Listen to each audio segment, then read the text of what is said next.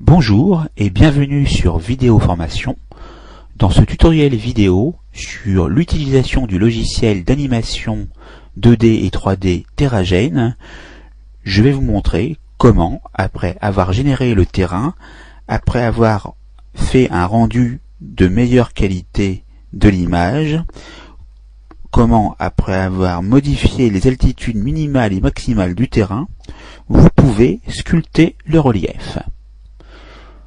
Vous avez devant vous déjà un rendu très satisfaisant, mais vous voulez sculpter encore plus le relief.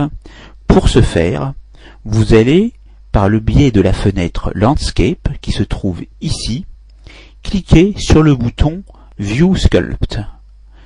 Cliquez dessus.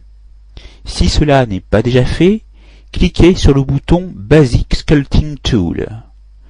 Vous verrez apparaître un pointeur en forme de cercle. Si vous cliquez par exemple sur le terrain avec le bouton gauche de la souris, vous élèverez la zone correspondante. L'altitude est matérialisée par le Z qui se trouve en bas de fenêtre. Vous le voyez ici. Ici, nous avons 78,8. Si je clique ici, avec le bouton gauche, j'élève bien la zone et maintenant elle fait 86,3 mètres d'altitude. Si par contre j'utilise le bouton droit de la souris et que je clique au même endroit, je vais creuser et je me retrouve maintenant à 82,6 mètres. Le curseur Tool Size qui se trouve ici va vous permettre de modifier le diamètre du cercle. Mettons-le plus grand et voyons la différence. Si je me mets ici, en altitude j'ai 151 mètres 10.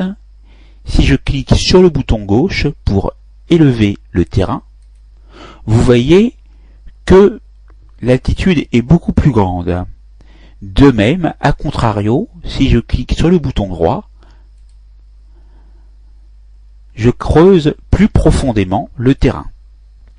Le réglage Tool Effect, qui se situe en dessous, va vous permettre de modifier la hauteur ou la profondeur du terrassement effectué à chaque clic, ceci d'une échelle de 5 à 100 mètres.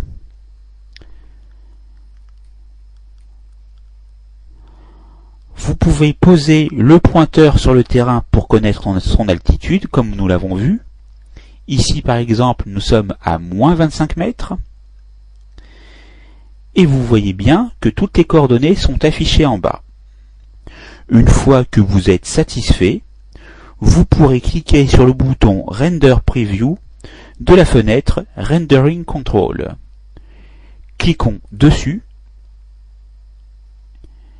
Vous voyez qu'une opération a été effectuée.